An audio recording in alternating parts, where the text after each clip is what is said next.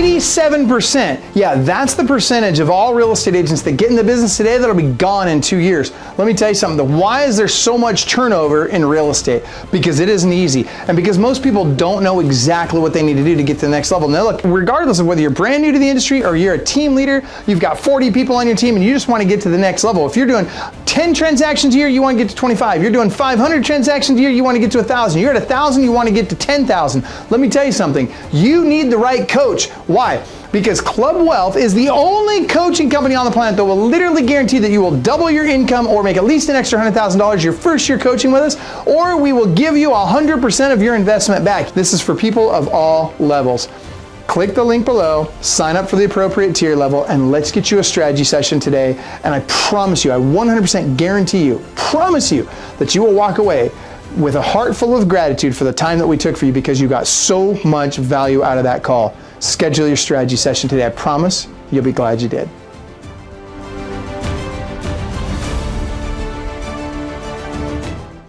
The 4 lead sources this Canadian real estate agent uses to close 150 to 250 transactions a year and more. Guys, I'm telling you right now, you're going to love this conversation with my good friend and fellow Club Wealth coach, Jason O'Keefe from Canada. And listen, just because he's from Canada doesn't mean that his information, advice, or expertise is discounted by 35%. It just means that he plays with monopoly money. But I got to tell you, dude, this guy's a baller. Wait till you hear what he has to share today. Jason, I'm so stoked that you're here, man. I love it when you do these kinds of podcasts with me. It's been way too long, and I'm glad we're finally getting this done.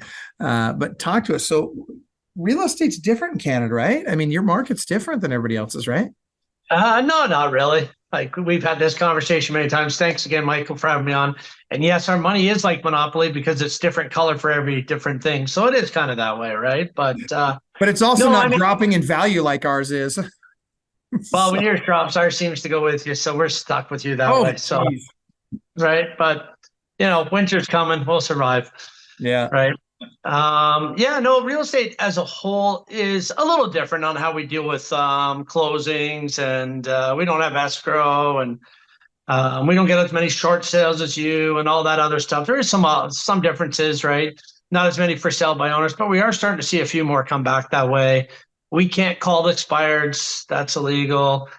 We have to do not call lists like you guys. So we do have that, but we can't buy, I believe you guys can buy mobile numbers. We can't get that. So, one of the things that a lot of people used to do was do a lot of cold calling to homes, but that's gone the way of the dodo because everyone's got cell phones now. Nobody gets a landline unless they're 65 and up. They might still have a few, but that's definitely changed the way things are. So, my team spends we spend a lot of time on our PPC ads, our Facebook ads. Those are where we do a lot of our online stuff because it generates a lot of phone numbers for us.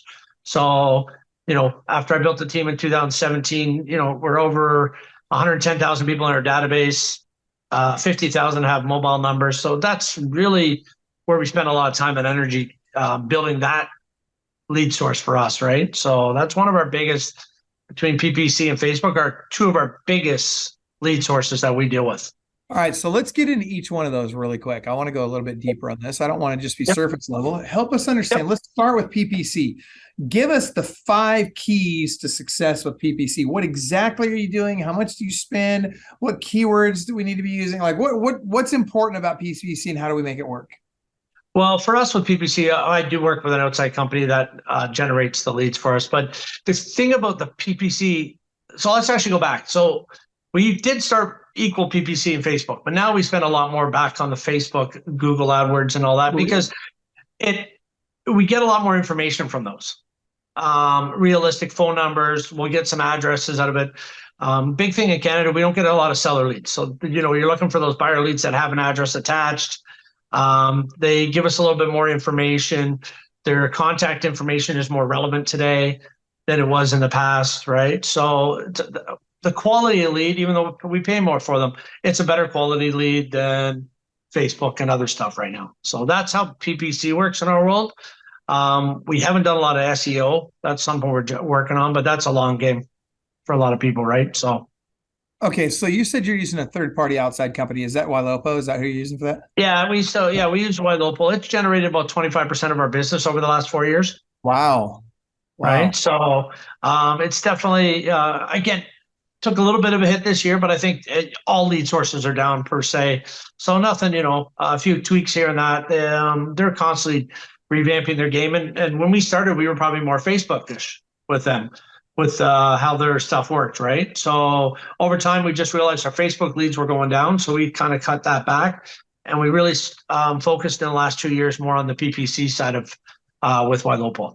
Okay, so then, but you said it was pay-per-click, Facebook, and then, but if Ylopo is making up only 25% of your business, where's the other 75% coming from? So we've actually now just added, we do a lot of put a lot of our leads on L2L, leads to listings. That's where we're generating a lot of Facebook leads from, and that source has been pretty good so far. And we do a little bit with Ylopo with the Facebook, right? So we're looking at outside companies, right? We've looked at other lead sources in the past. It's just those are the two main ones, and then of course open houses. That's one of the biggest things right now. You got ready, set buyers walking into the doors, right? Like you need to be doing. COVID killed them for a while, and then everybody went online, and our online was huge. But now that's come down the online, and we're getting way more people now back into open houses. So that's one of the biggest generation of new buyers, new leads. And then we're still very heavily on our sphere. So that's doing client events, monthly marketing, doing first-time home buyer stuff, any of that stuff, right? Okay, so let's back up. I want to take this a step at a time. Okay, so first of all, you're doing client events. How often are you doing those, and what do you do? We're getting back to 4 a year. Okay, all right. And what's your next one? Do you know your next one coming up? Yeah, Family Day photos, December 17th at the office. Perfect. Either we'll have Santa or we do a family thing. We also make it people can bring their dogs. Okay. Because one of the agents on our team does a lot of fostering of dogs and stuff, so we incorporate that. And that's actually been one of our best lead generation systems. So hold on, do you bring foster dogs to the pictures in case somebody wants a picture of the dog but doesn't have one? She's actually got one right now, so who knows if it's still around? We'll bring it along. That's the way to go. I like that. I've never actually heard that approach. That's pretty cool. Right. So yeah, not a bad thought. We can throw that one in. And they're always puppies, right? People love puppies. Of course. Yeah. Right. Yeah. That'd be a great way to adopt them out, man. I bet you could rehome a bunch of dogs there or get homes for them. All right. So let's come back to the monthly. You said you're doing monthly marketing to your database, your sphere of influence, to get more sphere of influence business. So besides the client events, what's the marketing? Just updating people on stats, stuff like that. But also the biggest thing is inviting them always out to the events. Like, that it's talking to your database 4 times a year on the phone, inviting them to events. That's the biggest way you're going to get them. And then setting them up on, we don't have HomeBot in Canada. So, hopefully we'll come up with a system where we can update people regularly. That's something that's ongoing. Talking to Ylopo is one of them that might have that going forward for Canada now. So that'll be a big thing, right? I know Chime has that also. There's a little thing in there we can use. Freaking love Chime, by the way. Great CRM. I know. I'm a follow-up boss guy, but we can. That's the one thing that follow-up doesn't have. Chime does. But you mean everything? What? No. I'm just giving you a hard time. I know we can debate that, right? Dude. I debated that with my coach Lee Garland too. So was he going to switch away from Follow Boss? He told me that you convinced him to use Chime, but he thinks Follow Boss is still amazing. Also, I think he's Follow Boss is bad. I just think Chime's a lot better. You know what? And I'm not saying it isn't, but based on my relationship with Ylopo, Follow Boss is the way to go for me. Oh, that's right, because you're pretty. Yeah, that's right. Ylopo is really tied to Follow Boss. You're right about that. Yes. 100%. Okay, so by the way, Nevin Hollett's watching. Kim Butler, good to see you both. And hello, Nevin. Hello, Nevin says hi. By the way, Kim says some of us are doing monthly mailers. Are you doing any monthly mailers, Jay? That's Kim. She's on my team, so she's definitely doing that out to the agent, to her database. You know what? I kind of got away from that. That's something that we may have to look at doing a little bit more, right? So, yeah, I'd love to know what specifically she's mailing out or what specifically other members of your team are mailing out. Do you know if anything off the top of your head? She does some stuff with Buffini. So I think those cards every month, those cards and probably updates through that. She could probably answer that question better than I can. But I went there years and years ago to his coaching stuff, and that was kind of what it was, right? And I know people do drop-bys and other things, right? So, you know, as an agent, you can go 1,000 different ways, right? But sometimes just focusing on what you have and what you're good at, Yep. Yeah, I never got any value out of mailing out those items of value that you paid for, the glossy piece of paper or whatever. I didn't feel like I got any, any bump out of that. But, again, I was doing client events and the newsletter worked really well.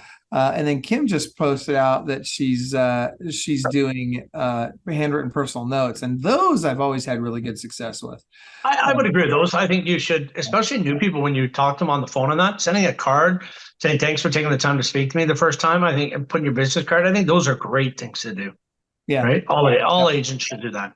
Yeah, right. I agree. And we've got a system for that. I always recommend, 3 to 5 lines, blue ink, broad tip pen, unique close, date, time, location that you wrote the note in the upper right hand, or excuse me, upper right hand corner. So, all right. That said, Jason, so at 150 to 250 transactions a year, what would you say are the keys to getting there? Like, what's it really take to get to that production level? Systems, great people around you. You know what, as much as I do, you got to be organized and have great people in your organization to get there, right? So our top times, I was doing probably about a third of the business about 20% of the business. I've stepped back a bit. I've got some great agents that are in here every day making phone calls. That's also now one of their biggest things is they're just driving through our pond. We got 50,000 leads there. They're in there making calls. Their goal is 25 conversations a day.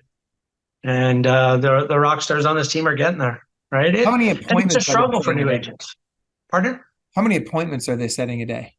Their goal is one a day up here. That seems to be something that's achievable. It's not to say you can't get to 2, but I think one appointment a day is their goals, right? So if they can get that, they'll do well. We don't have as much movement up here or the population base you guys do. So it's a little bit more of a, you're recycling through the same people. Right. Well, and to Leslie's point, Leslie Monroe mentions follow up, right? I mean, it's all about follow up and really building those relationships on trust, right? We talk about that a lot at our events. It's making sure that you're truly building a relationship on trust with these guys. By the way, I want to jump back. Nevin had asked about, hey, should I be considering Chime? What are the best features? Because I can get Chime for cheap with EXP. I would suggest you can actually get the full version of Chime, and you can get it with Black Hat technology in the United States, not necessarily available in Canada yet, but with Black Hat. Yeah, and that's what I would recommend, Nevin, is go to, I think it's clubwealth.com/Black Hat. I think if you just go there, you can find out more about it. But yeah, it'd be less expensive than you can get it anywhere else. And it comes with the AI and all that stuff built in. Anyway. Yeah, he's in the eastern part of North America and Newfoundland, so Canada. So he's in Canada? Oh, he's in Canada. He's in the farthest place of Canada. Yeah, right? You're screwed, Nevin. Sorry. Next stop's Ireland for him. Oh my gosh. All right. So Jason, let's back up though. I want to talk more about the whole team building process and about, what it really takes to get to that level. I mean, obviously we talk about follow-up and how important that is, and you got to have the leads first so you have somebody to follow up with. But talk to me about the actual team building process. There's a lot of people in Canada and not just Canada, but the US as well, but I think more so in Canada right now, where they're a little apprehensive about starting a team or joining a team. Why don't you give us your take on teams as a whole, and then maybe a little bit more on, what it takes to start and build one? I truly believe the way the business is going, with all the different technologies, all the different stuff coming down the pipeline, I really believe teams are going to definitely be the bigger spots, to allow everyone to work together with all the technology. Not to say an individual agent can't do it. It can be expensive. I've always been part of a team, or what I call a co-op, where we all pool our money to have certain things, whether it was admin, some other stuff. So, I always looked at it was always the same for me. It's always helpful. The first part, if I was starting a team again, a great admin. A great admin is the first and foremost thing. After that, I would start to add some buyer agents or some agents to your team, and get that down and go slow by slow. Like, I started the team with another guy. We joined forces. He left. He's actually come back to the team, left. Now he's back to the brokerage. So we've always had that relationship, but having an admin was great. One of my first hires is Leslie. She's on here right now.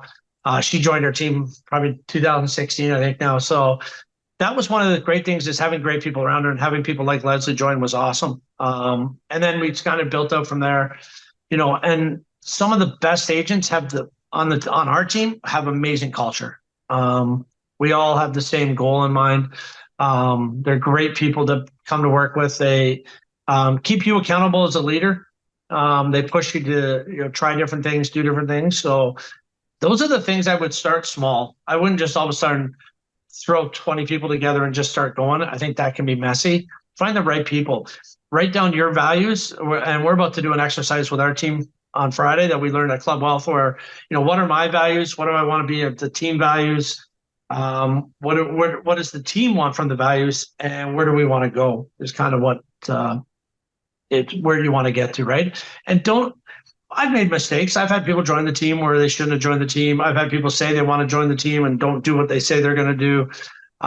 We do take on dual agents, and a lot of the people that, whether it was Leslie that's on this or Kim, they were all dual agents at some point, right? And I'm okay with that. And I think in the environment today, I think you have to be okay with that if you want to grow your team larger. But have a spot for everybody. Okay, and I like where you're going with that, because I think a lot of team leaders feel like, okay, it's either, and I'm not, by the way, I'm not even saying there's a right or a wrong way with this, but I'll say this. A lot of team leaders feel like, look, you're either on the team or you're not on the team. You're either going to crush it or we don't have time for you. And then there's team leaders like you, Jason, where they're saying, I'm okay with some, dual career agents on the team. And I'm okay with people that aren't necessarily going to be, just crushing it as members of the team necessarily, but they're also going to be doing some other stuff. And maybe they segment off, kind of the things that they provide those team members versus the things they provide the team members that are maybe a little bit more focused on their career and focused on, really achieving a high level of success. And then there's, of course, the casual real estate agents and so forth. So I guess what I want to ask is, how do you balance that culture? How do you have the Eagles on your team and still have some casual agents on your team that maybe aren't going to produce at that level? And how do you keep them both happy? We start with, if you want to join the team and you want to start part-time in that, you don't get new leads, or better quality leads. You start with our pond. You start making calls in there. You start adding people to the database from your sphere. You start doing that stuff. That's how you kind of get going. It kind of gets your feet wet. You see what it's all about. We've had some people join and then within a week they're gone because they can't even do that.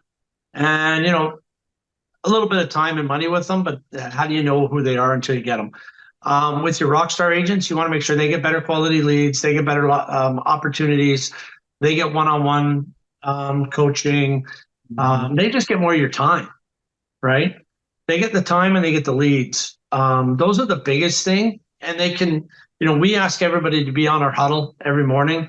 It is mandatory to be there if you're going to get leads. So a part-time, my apologies, a dual agent, if they can't get on there, well, they're not going to get the leads. And try and get them to get there on their own time.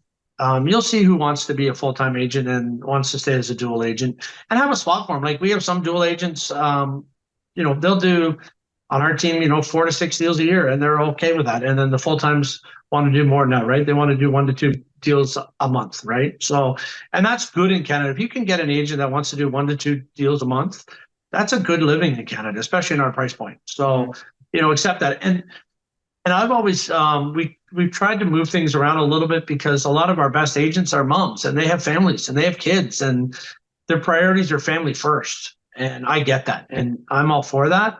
So it's just trying to have a balance, right? And build the team accordingly. So when you say that a lot of the members of your team are moms, for those Americans watching, I just want to be very clear. He means mothers, not the flower. Yeah. Just throwing it out there. Couldn't resist.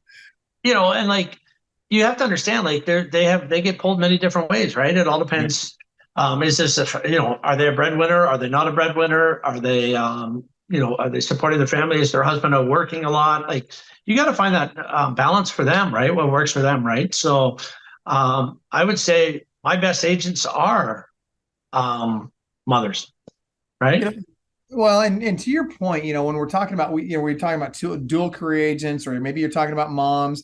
Either way, you've got to meet people where they are. And what that really means is that, just because you want to go crush it and make, millions of dollars a year doesn't mean that's everybody else's goal. And there's going to be people that are going to be great members of your team that maybe aren't interested in crushing it at that level necessarily. And I think that's something that's lost on a lot of people.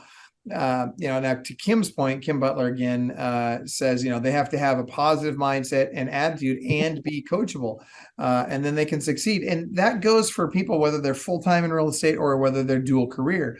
In fact, we were talking with Amber Flynn Jared down in Cookeville, Tennessee here recently.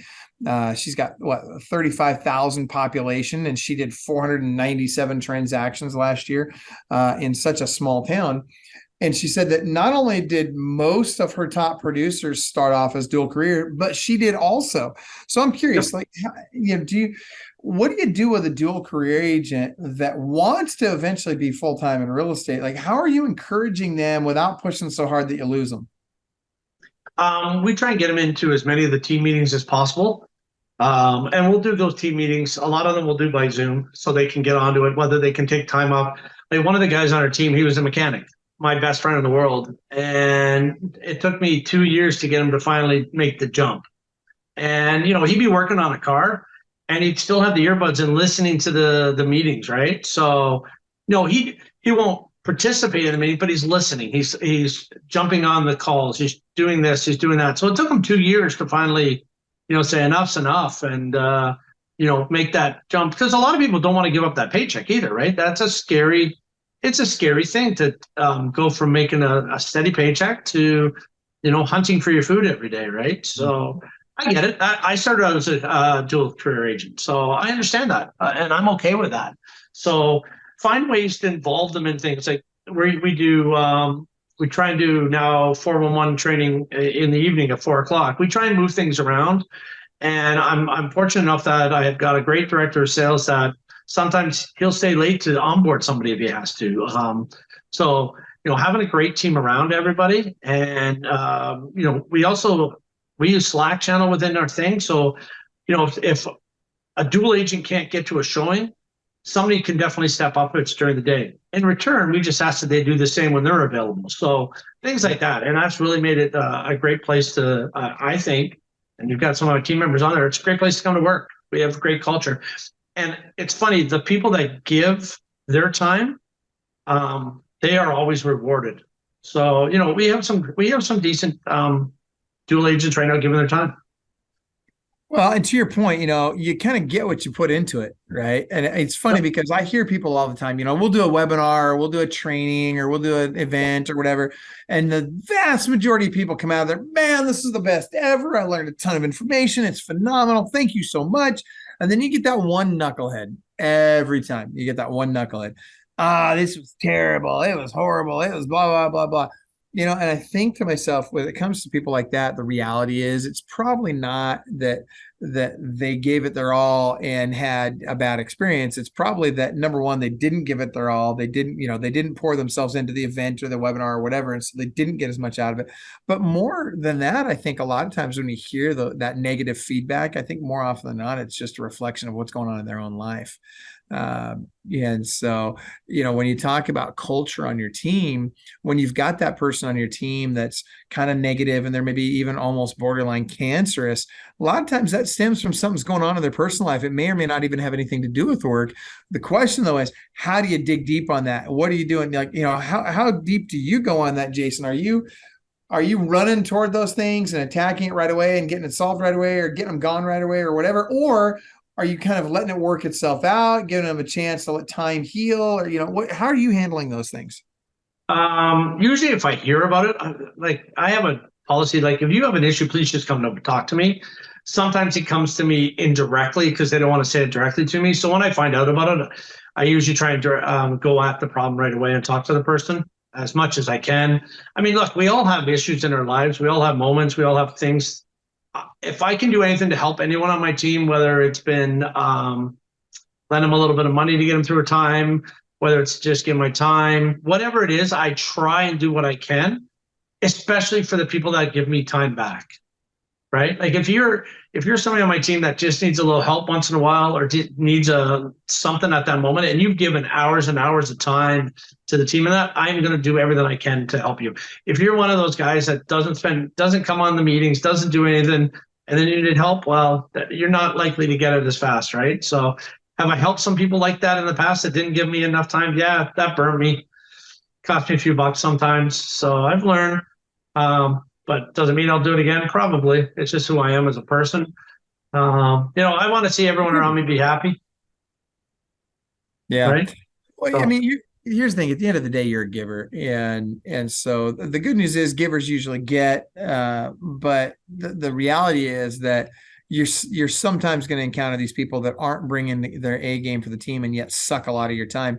We were talking about this on a video recently where, we're discussing the whole, what do you do with that C player that's going to do, 1-2 deals a year at most, and they're just sucking up a bunch of your time? And, like on the huddle, for example, do you let them even talk on the huddle? And I heard you say pretty much they don't talk anyway, but if you had that person that was, doing very little production, but was kind of really domineering the huddle, if you will, would you put a stop to that? What would you do about that? How would you resolve that? If they're not putting in the time and energy and helping people, oh no, we cut them off real quick. Yeah. We just cut them off. And to be honest with you, the funny thing is the people that come on the huddle all the time are the people that want to be successful. Yeah. They want to be kept. I wouldn't say they're accountable, but I think they're accountable to themselves already for being there. And we have one agent on a team. She's at every huddle, stays extra for scripting.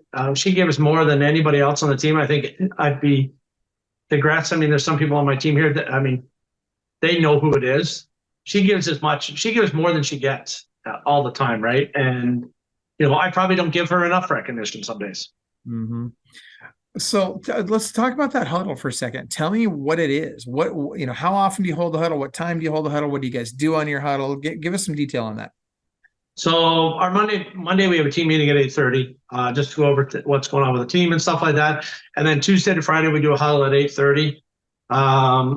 Mel on my team runs that huddle. She does a better job than I do. And if not, Kevin or Leslie will step in. So basically what happens is they want to know their numbers every day. What did you hit yesterday and what's your goal today? Again, our goal is to try and get to 25. Does it happen every day? No. And then we'll ask also questions about, how did you get that appointment? Then we'll also ask, is there anything you're not doing or you need help with? And then a lot of times, like today, we rolled into some scripting. So, sometimes the huddle lasts 15 minutes. Sometimes it'll have to no more than a half an hour. And, we scripted out a question today about, we don't see a lot of this where people are getting paid by the selling agent or the listing because they may not have enough money to cover the loan and our commission. So how do you deal with that? So we just scripted out how you can prepare it with your the buyer to understand that they may have to pay you directly at closing. So again, something that doesn't happen a lot here, but that's something I think is going to happen more and more as we see more foreclosures and stuff like that in Canada. Well, and not only that, but boy, you're sure seeing a lot of that, in America right now, when it comes to, who's paying the commissions and how much and all this stuff. I mean, geez, we got all these lawsuits going on right now. I'm sensing that you guys are fairly insulated from that for the time being, but what are you thinking long term? Well, we have new forms and laws coming out in December 1st to deal with a lot of it. Okay. You know what? I'd love to tell you about it. I haven't got into it enough. But basically, it's going to be explaining more about how customer service and clients work and who pays who and how that all gets dealt with. So we have some mandatory training next week. I'm going to be on it. We played a bit for our team, but until it came up closer, there's also new forms that I guess just got released. We can't use them until December 1st. So next week we're getting into that. We'll set up some times for the agents to understand it. So between myself and a few of us, we'll go through it all and figure it out. Yeah. Again, it's a big change. And I think, I'm not sure if it started because of what's happening in the US, but it's definitely keeping us ahead of you guys. It's mandatory to have buyer rep agreements up in Canada for years. Mm-hmm. Like we can't get paid unless we have one, right? So the new thing is just going to be how we're explaining it more. And we may have to change our menu-based system to say, this is what we get paid for our marketing side of listing your house. And then you guys can decide what that looks like on that side, right? So Yeah, we'll get into the different laws. We don't want to have that issue coming north. You guys can keep that one. All right, so let's talk about, you just touched on something else I think is a great topic. Talk to us about menu-driven selling. How do you do it? What do you, who do you use it with? What's in it? All that good stuff. So we basically have three listing menus. We have our basic, our standard, and our premium. And in each one, we have different things that we do for that the seller. Could be like, if we're just throwing it on our MLS system and taking some videos, it's this price. Now, if you want some soft staging, some drones, you want to put it on our different marketing and all that, it's this one is our standard. And then if we go to premium, we may hire a handyman, or we may do some work on your house, or give you some of that value. We may pay for some of your moving costs. So again, it's all dependent on which one, where everybody wants to set. We deal with a lot of these listing companies that list for basically nothing and all that, right? So we have to adapt ourselves. Again, it's like anything, you get what you pay for, right? And a lot of people want to, they don't necessarily need the premium either, but they want more than that standard. More than that basic. So a lot of people go to more of that standard package, and it's filled with great stuff, right? So it definitely gives people value. But essentially what you're doing is you're giving them options instead of dictating, hey, this is what we charge. This is how it has to be. Yep. You're saying, hey, look, there's all these different options out here. You can choose either one of the, any one of these three that you want. Anyone is fine, right? Yeah, and I think that may come to fruition with the buyer side, right? You may have different, menus driven this way. Do you want this level of service, this level of service? I can do that. I can just send you listings and you pay me this. Send me listings and I'm going to do this and this for you. Or, hey, I'm going to go door knock for you. I'm going to do this for you. I'm going to do this for you. I'm going to cold call for you. But that's going to cost you this, right? So, who knows what that looks like? I think you guys in the U.S. are in for some interesting changes to the rules. And we'll watch those. You guys can, like I said, keep it all you want. Yeah, it's definitely a mess. It's going to be interesting to see. And they're going after big teams now. I saw that. Some of the bigger teams in Texas, I saw. Yeah. I saw they were going after, I think Lance Logan was named on that. Tim I heard that. Yeah. That'll change. It'll be interesting. I think Inman's next week. I think that's going to be an interesting conversation down there for you guys. So dude, I'll be watching. I'll be watching. Right. What a circus. I agree. By the way, Kim says, it empowers the client to make a choice of what makes the most sense for them. Yeah, thank you for that, Kim. I agree. Okay, so let me ask you this. So you've got, for example, on the call here, you've got several of your team members. Yep. What are the key components in your mind of really fostering great culture on your team? I think as a team leader, you have to have an ear to listen to everybody of what they want. You've got different personalities. We just made them all do it. We're doing a team building event. Team business planning on Friday. Made them all take a disc. I think, and we're going to go over what everyone's disc is in that. I think people need to understand what the difference is of who you're dealing with. I'm a 99D, 99I type of guy. I got about 3 on the C factor. So, it's been interesting to look at everyone's discs that's put them in so far to see who they are. I'm pretty good on some of them. Some of them shocked me. So it gives you a better idea of who on your team is who and how do you deal with them. Because the bigger your team, the more issues you will have because you've got some pretty big personalities and it's finding a nice match. But the biggest thing, and this goes across the board, is team first.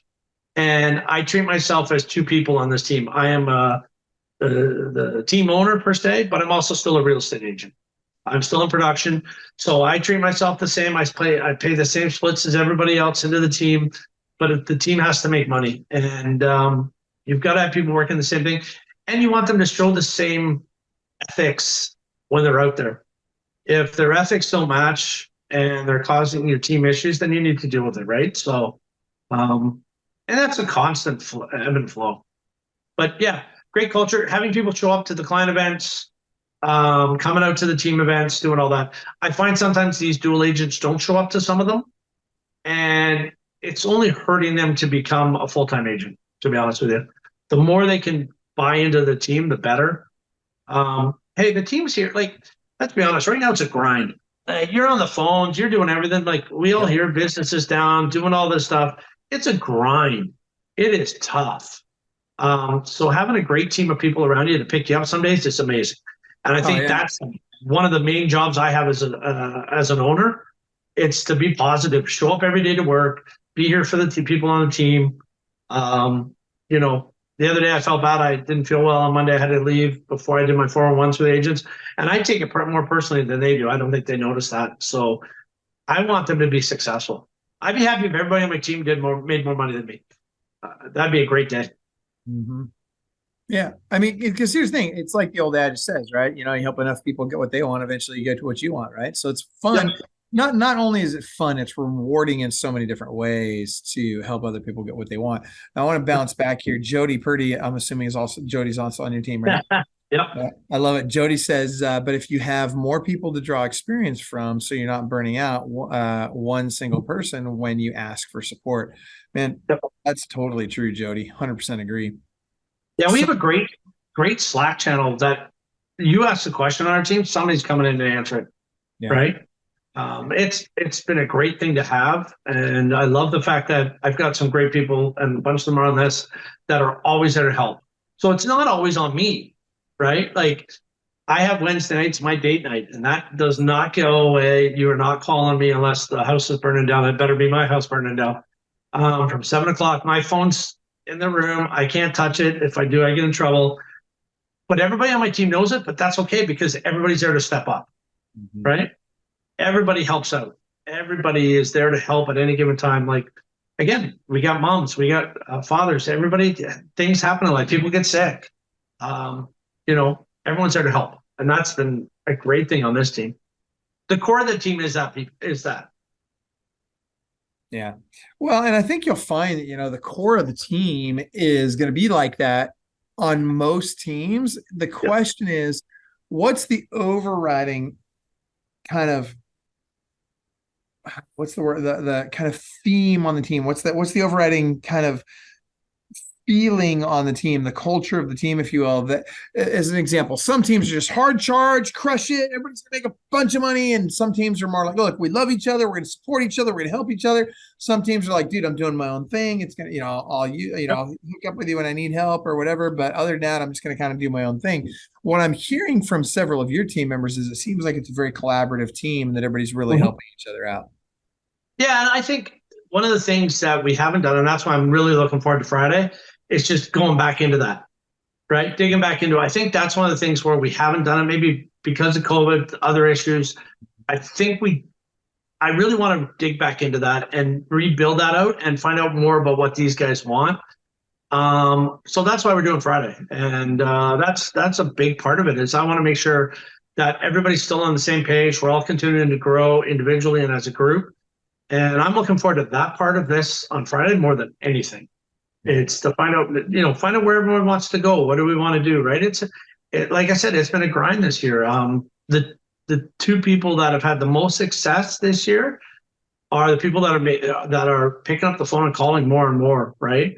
And it's a grind. I watch them, like the young guy standing on his chair halfway through the day, doing some things to try and get himself going. For him, I think the biggest thing is, trying to become more of that team atmosphere. And he's doing the little things, learning that finding out that the team has got more value than an individual. But, it's the grind. And he's in here every day, 3, 4. And the other lady did a great job in the spring. She was doing it. Like, she was grinding, right? So they're both doubled their business from last year, but both were working hard. And it's not that the other agents aren't. Some of the stuff is, some of the people on my team have worked really hard, but just can't get those things the nuts to fall. But I keep telling them, like, keep persevering through it. You will have a great 2024. And I'm in the same boat. I'm in the same thing. I haven't had as good a year as I did. And the last few months I've been grinding more, and it's a grind. But here's the key. How has it made a difference, or has it made a difference? I think we see what happens when, the young guys, the two people that are grinding right now are being a little bit more successful, and instead of being like, oh, that's not right, that's not fair, they're getting more business, everybody sees, hey, we need to do it too. And I see it and I see them, and yeah, he's making me grind. And that's what it's supposed to be. We're both all supposed to be there to see. It's not a competition in that sense, but it is in your own ability. If you want it to be, it's to see that if you do put in the hard work, it will come. Just sometimes it takes longer for some others to get there, right? I would say right now, I think people that have in our market, people that have relied on their sphere for all these years, that's the group that's sitting tight. Yep.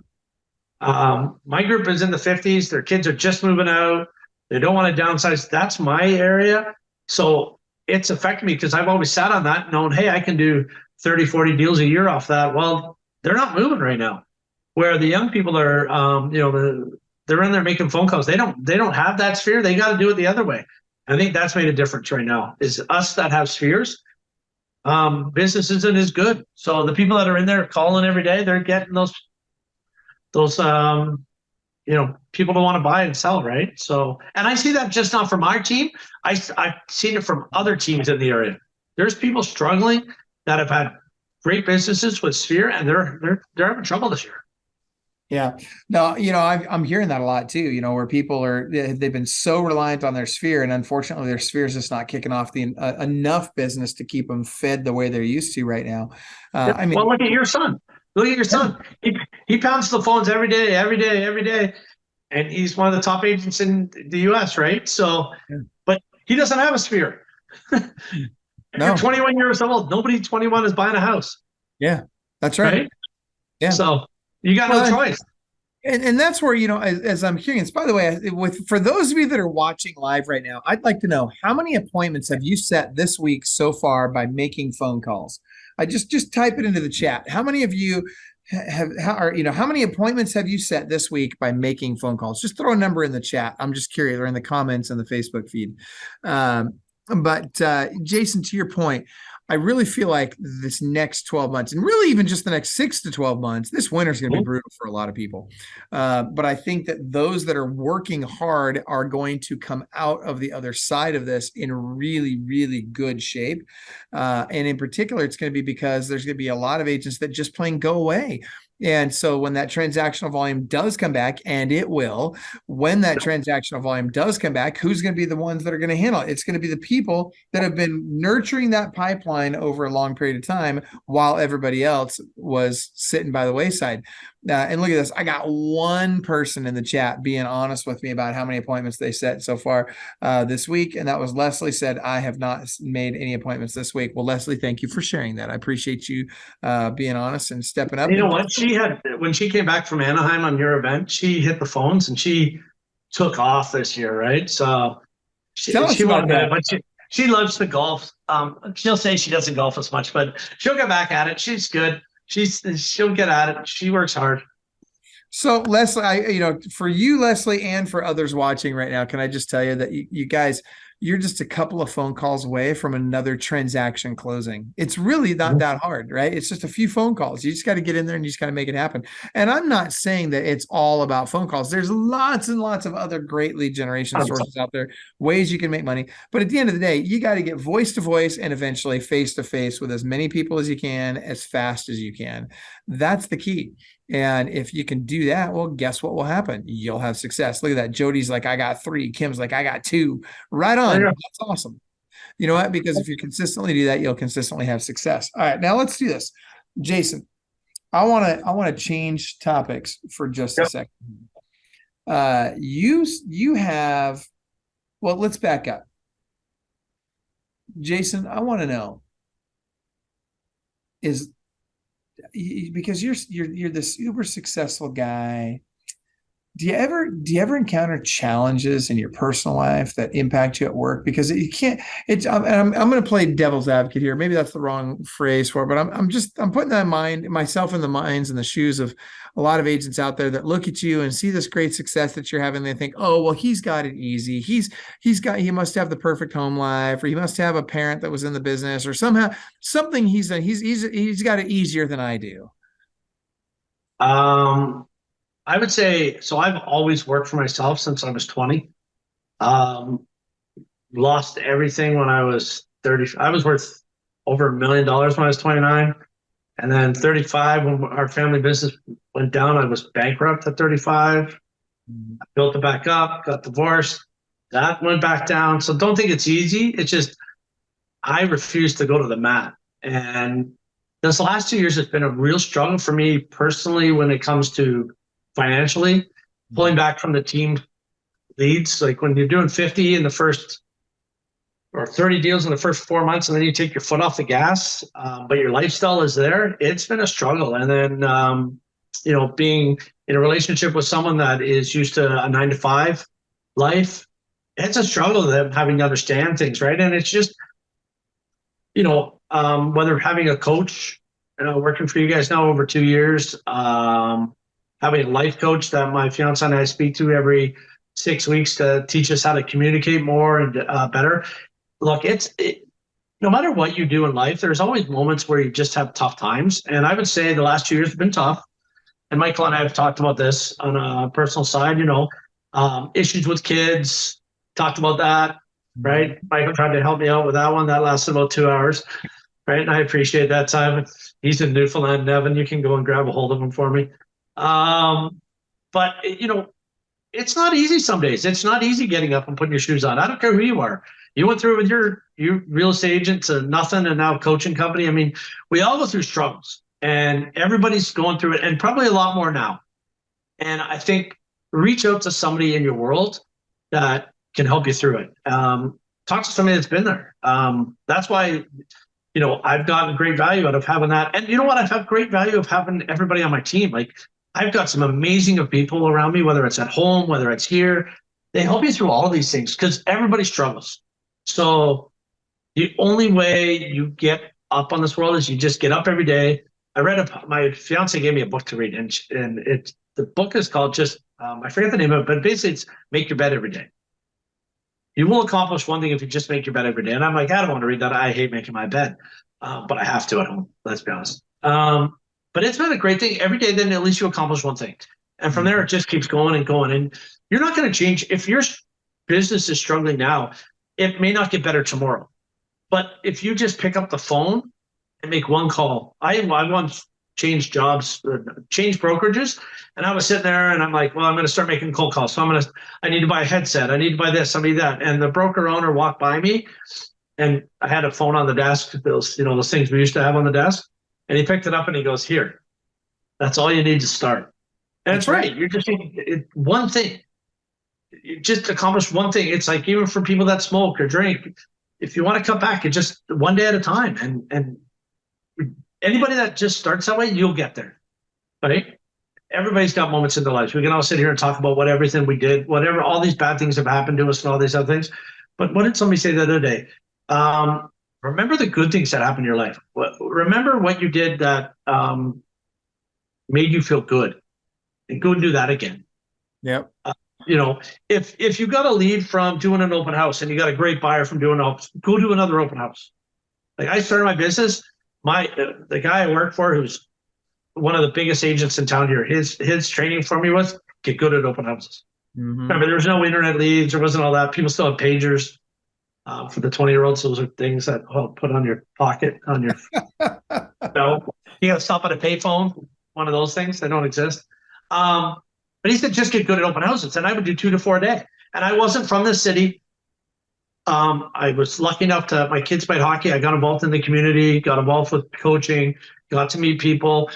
A lot of people on my team have now joined community groups, and we didn't even talk about that as a lead source. Like they're getting, some of them are involved in the Lions Club up here, different community groups, women's networking groups, and they're just giving their time, sports, whatever. Get involved in church, get involved in all those groups. Those are great things. And it's not that you're going to ask for business, but people will get to know you. Yep. And when I was with that other guy, we were in a lot of the same groups. It took 3 to 5 years for people to recognize me as a real estate agent full time. Right. And then they start asking. So there's lots of ways you can do it. It's just get up, put your shoes on, get to work, make one call today.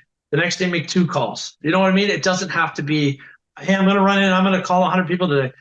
Yeah, that's a tough goal to set for yourself when you haven't done one. So yeah, it's, hey, it's tough right now. And I'm there, but you know what? Having great people around me that push me also is amazing.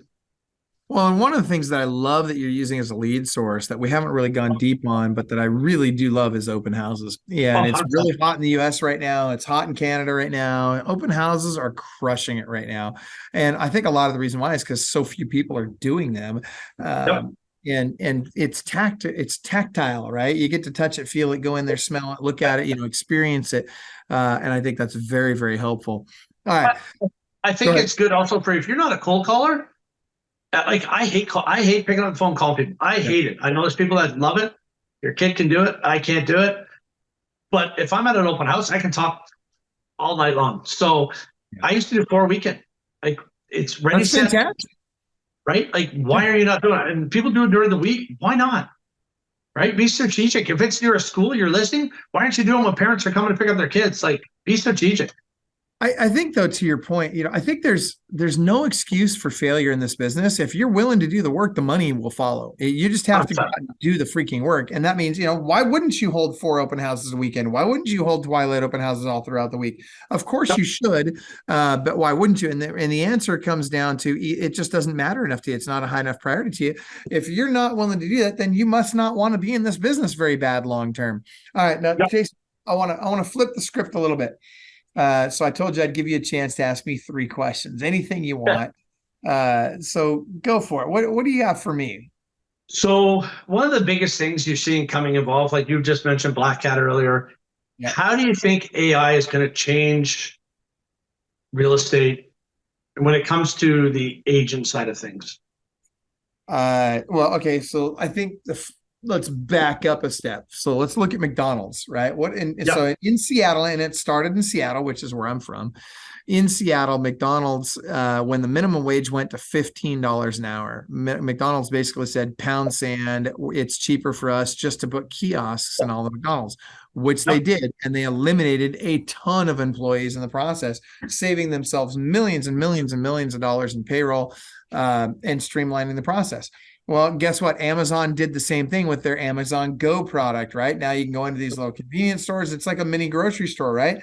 But there's nobody working there. It's just you walk in, you put your hand over the little palm reader, it opens the gate, you go in, you grab whatever you want and you leave. You don't even have to, swipe anything, scan anything. You don't have to do any of that stuff. You just grab what you want, walk out. No, if you forgot something, walk back in. It already knows what you're walking in with, knows what you're walking out with. It's all RFID. I'm telling you. Game over. I mean, this system that they have created is changing everything. Well, now let's apply this to real estate. As we look at automation and as we look at artificial intelligence in particular, how is that going to change real estate? Well, first of all, it's going to, I think, eliminate the low-level ISAs. And I'm talking about voice-to-voice AI here, right? I'm talking about where you get a phone call from a machine and you can't tell it's a machine. You think you're talking to a real person. Guys, we are this close. In fact, I can tell you right now, because we've got AI in Club Wealth that we call Perfect ISA. And I can tell you that I've listened to phone calls where people had no idea they were talking to a computer. They couldn't even, right? And so what does that mean for the low-level ISA? Well, their days are numbered. And I don't know how many days that means they got left, but I would guess, it's less than 2 years, probably less than a year. And then what does that mean for real estate agents? I don't know, but I can tell you that I think that it's going to have an impact. And I think that real estate agents are either going to have to adopt the technology or they're going to run over by it. And I think it means there's going to be a lot of legislation that comes down with how we can utilize that technology. I don't think the government's figured it out yet, either in Canada or the US. And so, I think there's a lot of unknown territory there. This is the new frontier, man. This is the Wild West. So. Yeah, I mean, I've already, I've got some ISAs overseas. I've already starting to transition them to do other things for us.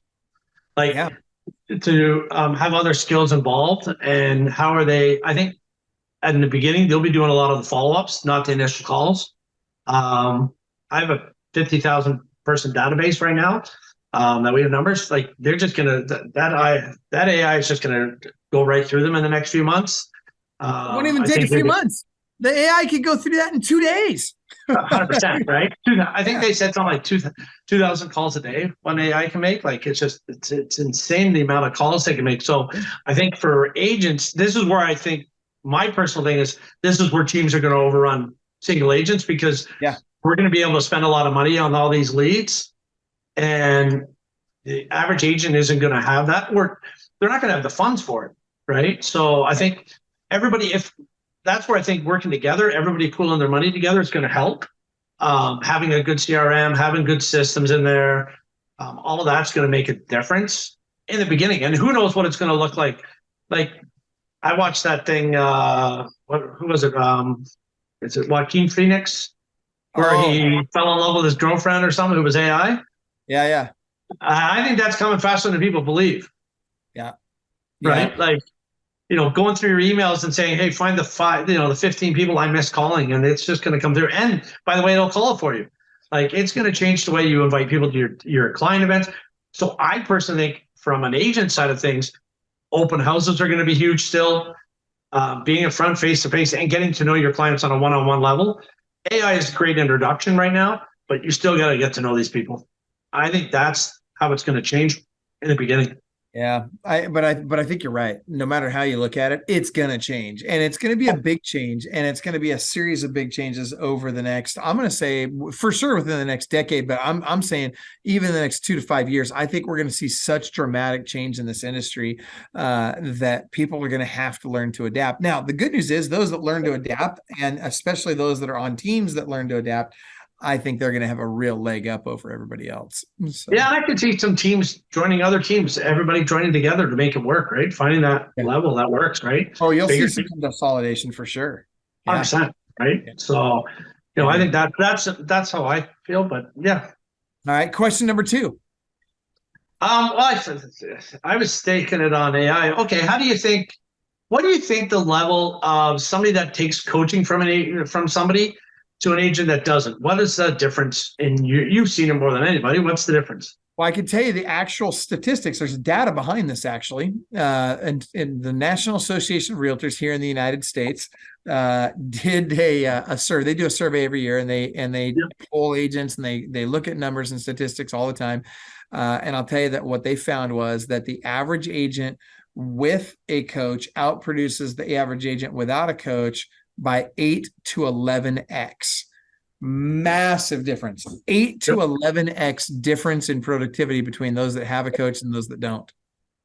So, well, we're seeing that in house, right? So people that put the time in to spend time with your team leaders or coaches are definitely doing better. Right. Well, and Jody nailed one of the reasons. I don't think it's the only reason, but I think Jody's got a real good handle on one of the reasons. And she says accountability is the huge difference. I do think that is a huge difference. In fact, I'm often quoted as saying, where progress is measured, progress improves. Where progress is measured and reported, the rate of improvement increases, which is actually a quote I stole from a guy named Thomas S. Monson, FYI. Brilliant guy. But the fact of the matter is it's true, right? You've got to track your progress. You've got to report your progress to someone who's going to hold you accountable to that progress. But coaching is so much more than that. That accountability role is really a role that your team leader provides, right?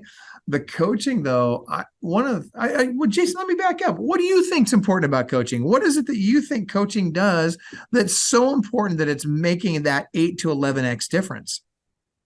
I think it twofold. I think like when I coach, I get as much back from my clients as I do from me giving. I think it's a great way to push ideas back and forth at different levels, right? So for me, coach tier 4, I coach tier 3. I've also coached the tier 2. She made me rethink about from a individual agent point of view. So I got, you get different sides and you hear different things from different people and what they're trying and whatnot. So I think that's the value of team and coach is way more ideas get thrown back and forth on what's working and what's not in your market or what might work. So I think it's that sharing community. Well, okay, so let's take that to the next level because I think you're onto something there. I think one of the things it does is it stretches your mind. It stretches your belief system on what is possible because you see somebody doing something in another market that you thought previous to that, well, nobody in my market does that, so it's probably not possible. I'm sure somebody's tried it at some point. But then you find out that, no, there's this guy over here in Vancouver or in Florida or wherever that is doing this thing and it's crushing it. Maybe I should give that a try in my market. And that empowers you to go out and implement that and give it a chance and really work it hard to make it work like, for you, like it did for that other person. And then all of a sudden, oh my gosh, there's another benefit in my business. There's another, tool in my tool chest or weapon in my arsenal, if you will. Oh, 100%. Right. So, the other thing, I'll go backwards on that though. The one thing I will recommend to most agents right now is stay in your lane. Mm-hmm. And what I mean by that is if you've been successful doing one thing or two or three things, just right now, be very careful taking it outside of that. I've had to, and I'm one of the worst because I go to all these events, do this, and like walk back my agents or my admin will be like, oh my God, he's going away. What is he bringing back for us now? Right. So stay in your lane right now. Whatever's worked for you in the past, keep doing the same things, right? So, hey, I'm starting to do open houses again, right? That's my bread and butter. I mean, why not, right? I do offer them out to the agents on my team first, but if they're not going to do them, I'm doing them. So that's what makes me, money. One of the young guys, he tried to do door knocking last year. It didn't really work. He's better on the phone. It's like, figure out what's good for you. Like a lot of the agents on my team are now doing more community stuff and that. And I think those are great things to do. Don't get me wrong, but don't take it away from what you're good at, right? Stick to that. When you say what you're good at, I'm hearing that as don't distract from the things that are bringing you actual results, right? And Kim says squirrel, right? That's exactly right. I'm going to get stickers in my office all over the place and just put up stickers of squirrels. Dude, because I'm as bad as the rest. I'm going to put it on the back of my phone. Every time I have a new idea, I'm going to turn it over. But as a team leader, it cost me a lot of money over the last 2 years trying all these new ventures, thinking this was going to work and this was going to work. And I'm just down to here right now, right? I'm sticking to what's good. And that's what I'm loving hearing you say this because I've been freaking pounding the pulpit on this for who knows how long, right? I always tell people success is boring, right? I mean, you mentioned Austin earlier, right? Here's this 21-year-old kid. He's the #1 listing agent in the United States right now for going on mom and pop. I'm not talking about working with institutions or investors, or I'm talking about just mom and pop selling their house. Nobody's doing more of that than I'm aware of than he is. And what is it that he's doing? Every single day, he's just consistent, right? And I look at Liz McDonald or Virginia Corbett, or I could go on and on and on and name all these powerful agents that are having the same kind of experience where they're doing the basics every single day. And Kim just said agents need to be, they need to get back to basics, but be careful about chasing new shiny objects. It's so true. 100%. Like I will give Austin credit. Like I won't drive 6 hours for a listing appointment, but good for him.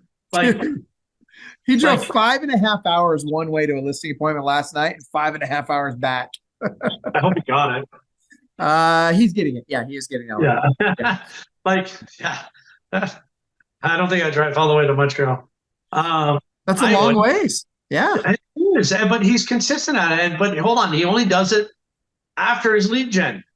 That's right. Right? That's right. After his lead gen, and I'm pretty sure while he was in the car, he was making more calls. 100%. Yes. Right? 100%. If you're in the car, what are you doing in the car? You listen to podcasts, you're doing things better. Like, if you're just listening to pure radio, you're listening to like junk, right? Yeah. If you're not making phone calls, here's the thing. Here's what I'd say. I would suggest that if it's between the hours of 8 a.m. and 9 p.m., you should be making phone calls. Outside of those hours, if you're in the car and and then what you should be doing is listen to podcasts like this one, right? That's exactly what I'm doing. By the way, we're running out of time here. So before I forget, those of you that would like more podcasts like this, that want to hear from people like Coach Jason O'Keefe, who's doing 150 to 250 transactions a year, go to clubwealth.com/TV, clubwealth.com/TV. And also join our Facebook group. Go into facebook.com/groups/clubwealth, facebook.com/groups/clubwealth, and get involved in the conversation. Now, Jason, you are in essentially Ontario, Canada, right? You're in an hour west of Toronto. Okay. And so if people, so for those of you that think of Eastern Canada, you've got, because I know some of you don't know all the cities there and the geography there and all that stuff. Neither do I.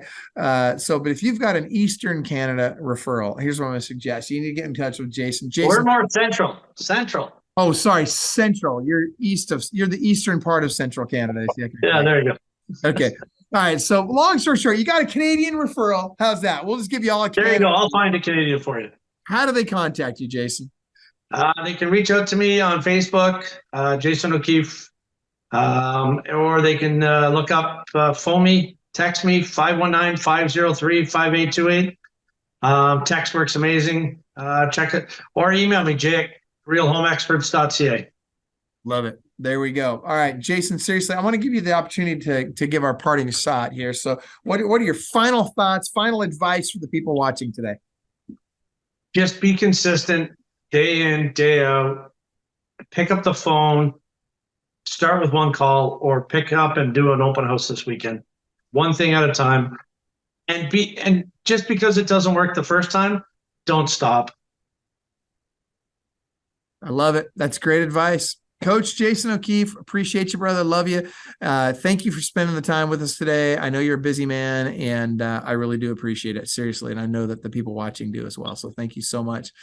No problem. Now I got to run 5 minutes to list the house. So that's I love it. Good for you, man. Go get that listing. Everybody remember, you are world class. Take care, everybody. 87%. Yeah, that's the percentage of all real estate agents that get in the business today that'll be gone in 2 years. Let me tell you something. Why is there so much turnover in real estate?